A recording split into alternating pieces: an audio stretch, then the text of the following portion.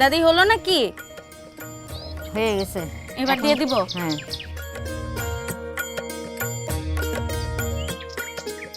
লাড়তে হবে, না হলে দলা হয়ে যাবে। দাদি অনেকে কিন্তু এই পিঠা দিতে গেলে এই যে আপনার পিঠাগুলো ভেঙে যায়, ভেঙে আটা আটা হয়ে যায়, এটা কেন দাদি? এই লাকুর দিয়ে লাড়তে হয়, লাকুর দিয়ে লাড়লে পরে ভাঙে না, আর এই চামচ দিয়ে লাড়তে গেলে পরে কাটি যায়।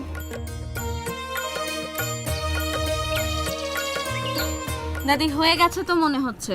এখন বাসনে ঢালি ফেলতে হবে। বাসনে ঢেলে ফেলবো? আপনি তাহলে বাসন ধরেন, আমি একটু ঢালি। কিছু যদি আমি না করি তাহলে তো আপনার সাথে অন্যায় হয়ে যায়, যেহেতু আশেপাশে সবাই রান্না করে। তাইলে হাত পুরা দিয়ে না।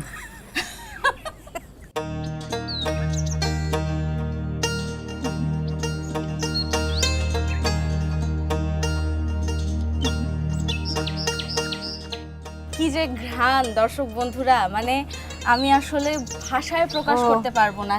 এইবার আমি আপনাকে খাওয়াবো, বেড়ে তো একটু দিতেই পারি। দাও তোমার হাতে খাই, তাও বলবেন যে নাতে নাইছিলি খাওয়াতে।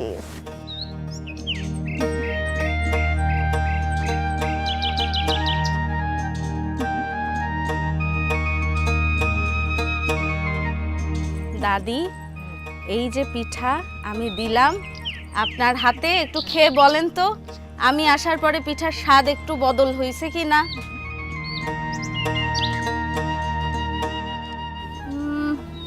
ফাইন স্বাদ হয়েছে। ফাইন স্বাদ হয়েছে।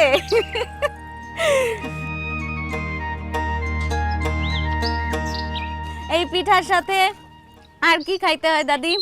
রুটি দিয়ে খাওয়া যাবে? চালের রুটি হলে পরে ভালো স্বাদ লাগে। দর্শক বন্ধুরা, আপনাদের থেকে আজকে বিদায় নিয়ে নেব এই চুলার